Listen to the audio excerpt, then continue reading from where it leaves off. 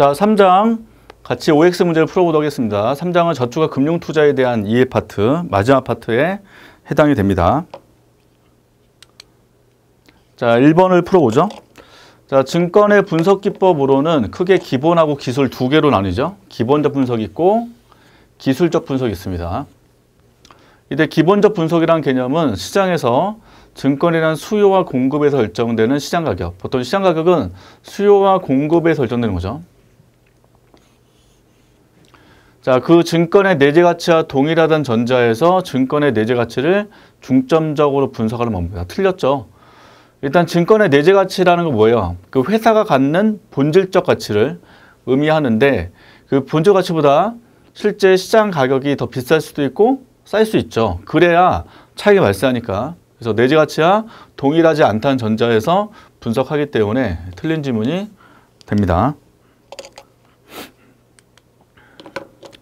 자, 두 번째 기본적 분석에는 경제, 산업, 기업으로 이어지는 환경에 대한 분석이 있고요.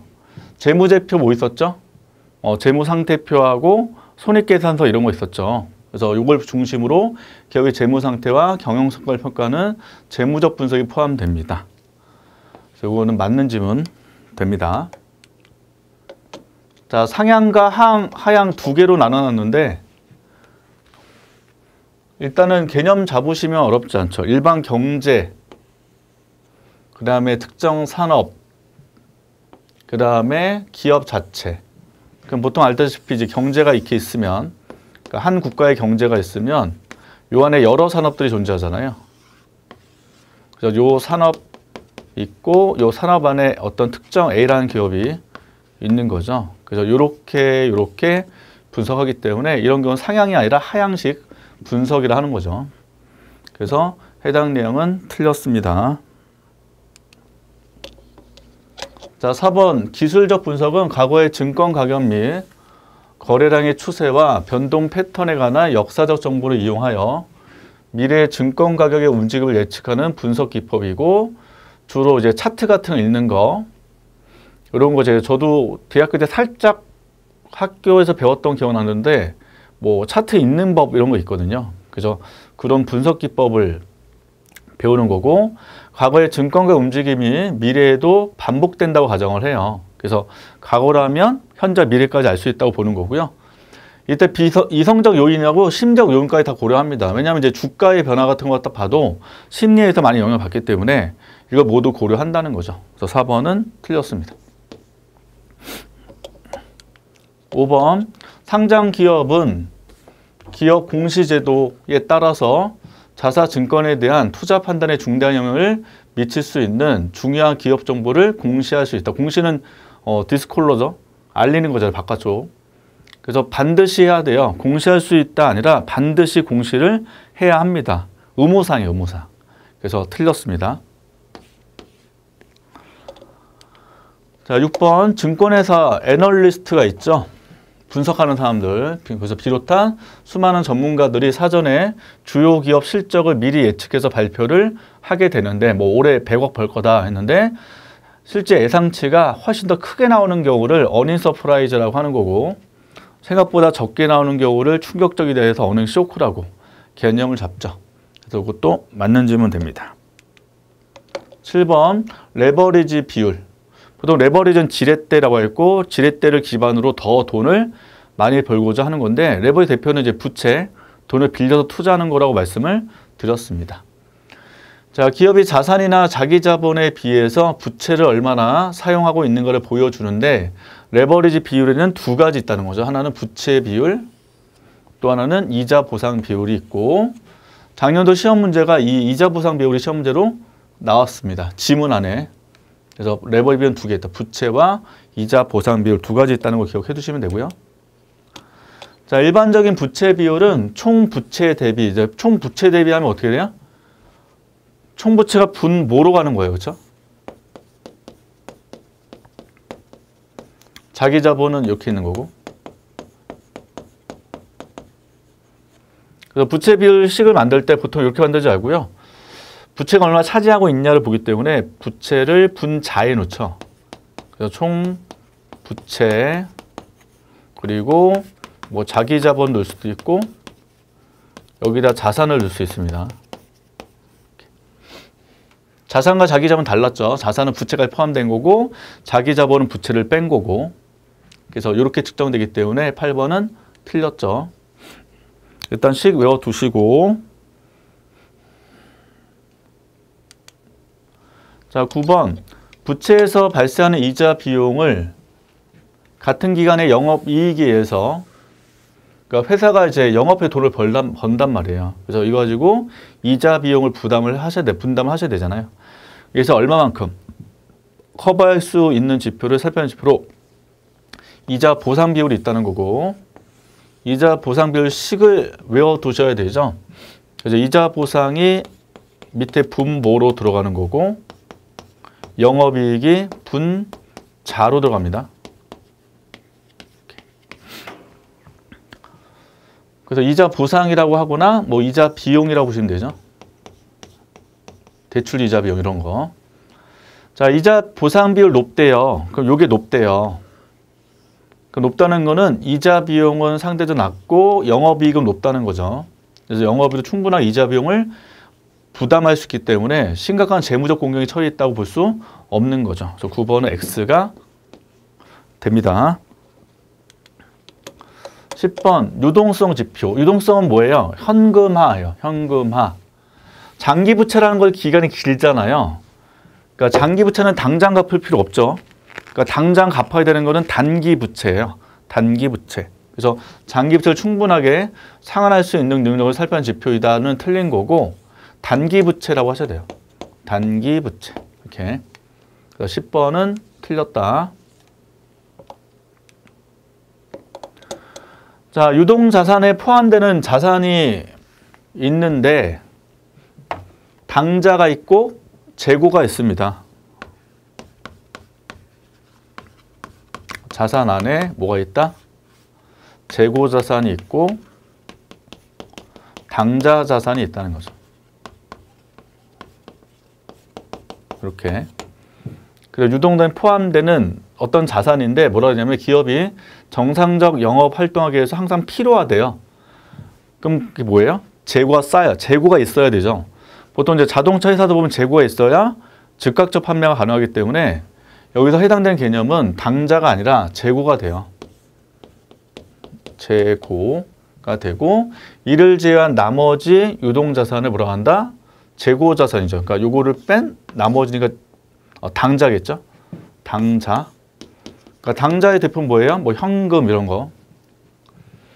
그래서 당자 자산만으로 유동성을 측정한 비율을 사용하기도 한다는 거죠. 11번은 틀렸습니다. 자, 12번. 유동성 지표가 높을수록 불필요하게 많은 자금을 수익성이 낮은 현금 자산으로 운용하고 있다는 의미도 있다. 라고 되어 있는데 일단 이제 교재에서 유동성 지표 대표는 유동 비율이었거든요. 가장 기본이. 그래서 유동 비율은 아까 얘기한 단기 부채 관련된 유동 부채.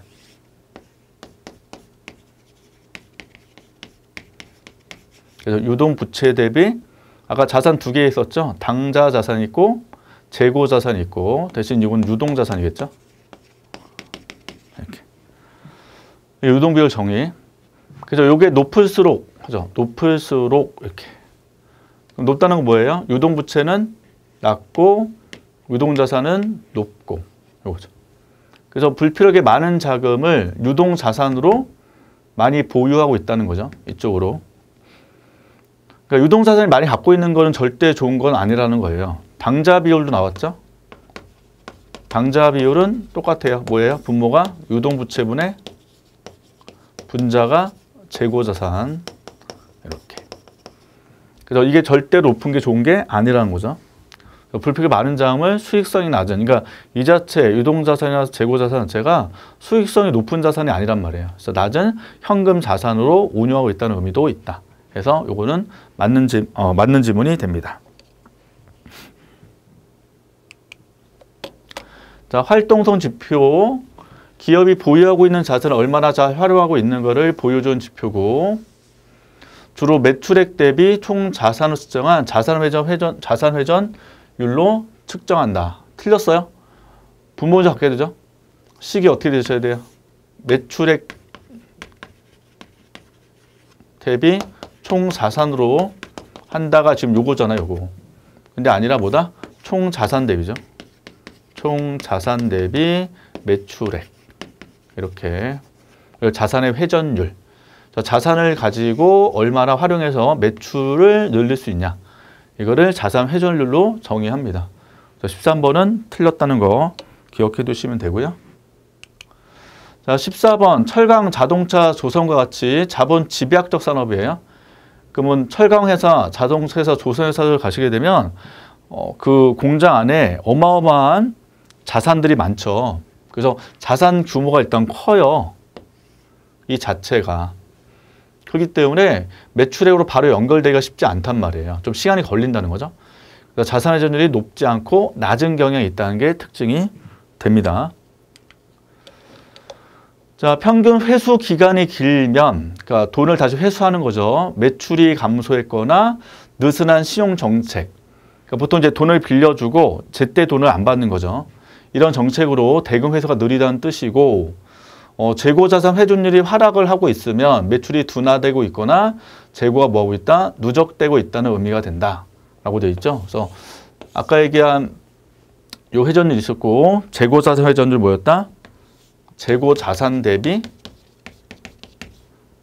매출액이 되는 거 똑같이. 여기 지금 떨어지고 있으면 매출이 뭐하거나 둔화되고 있거나 재고가 누적되어 있다는 의미가 된다는 거죠. 15번도 맞는 질문 됩니다. 자, 16번. 가장 중요한 재무 비율 지표는 수익성 지표예요. 수익성. 그러니까 얼마나 돈을 버냐 이거죠. 크게 매출액과 투자 자본 대비 수익률로 측정이 되거든요. 그래서 일단 16번은 맞는 개념이 되고요. 17번 수익성 지표에는 매출액 순이익률과 매출액 영업이익률이 있는데 이걸 이제 읽을 때 여기를 대비로 읽으시면 편해요. 그러면 공식이 바로 나오니까. 그 매출액 대비니까 뭐예요? 분모가 매출액 순이익이 당기 순이익이죠. 그 다음에 영업이익률은 어떻게 돼요? 매출액 대비 영업이익이 되죠. 그럼 당기 순이익이 중요해요? 영업이익이 중요해요? 영업이익이 더 중요하다는 거죠. 여기가. 그러니까 당기 순이익은 회사가 영업의 이익으로도 돈을 벌 수 있단 말이에요. 그걸 포함하는 거고 영업이익은 순수하게 영업이익으로 측정을 해준다는 거죠. 이거 더 중요하죠. 그래서 매출액 순이익률 이것보다는 매출액 영업이익률이 더 많이 사용된다는 겁니다. 17번 틀렸어요. 자, 17번 총자산이익률 영어 약자로 ROA라고 하죠. A가 asset 총자산을 의미하거든요. 그래서 이익률은 return R이죠. R return on asset 이렇게 영어 약자 쓴단 말이에요. 자, 그래서 총자산 수익은 주주의 몫인 자기 자본을 얼마나 효율적으로 활용하여 이걸 창출하는지 보여주는 지표다. 주주의 부를 극대화한다는 측면에서 주식시장에서 가장 중요한 재무 비율 지표로 인식되는데 또 문제를 읽어보시면 자기 자본이란 말이 지금 들어가 있잖아요. 여기. 그래서 총자산 아니라 자기 자본 이익률이 되죠.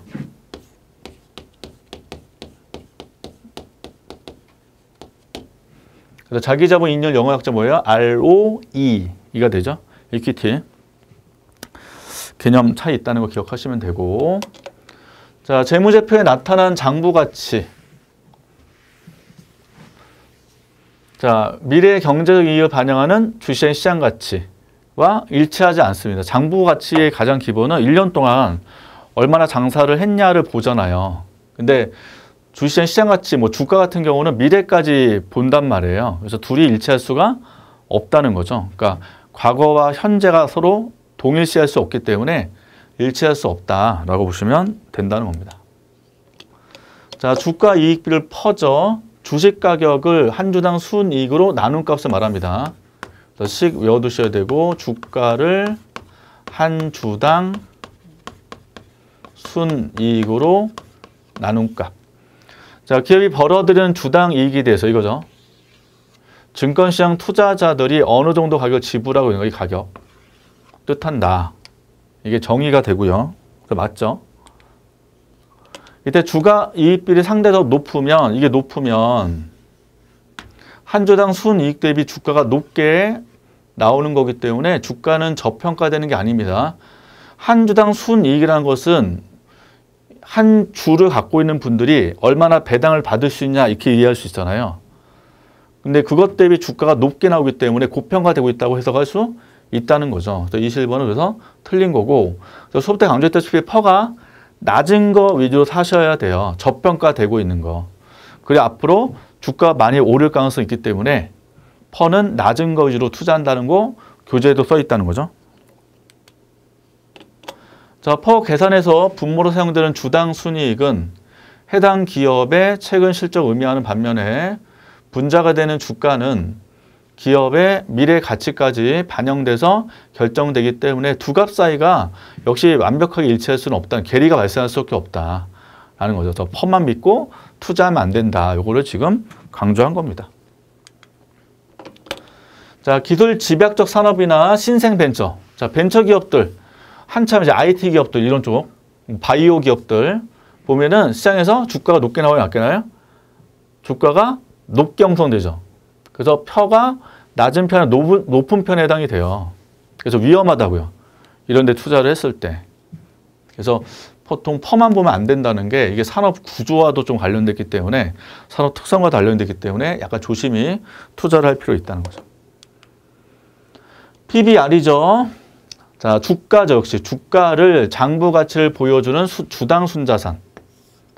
주가를 한 주당 순자산으로 나눈 값.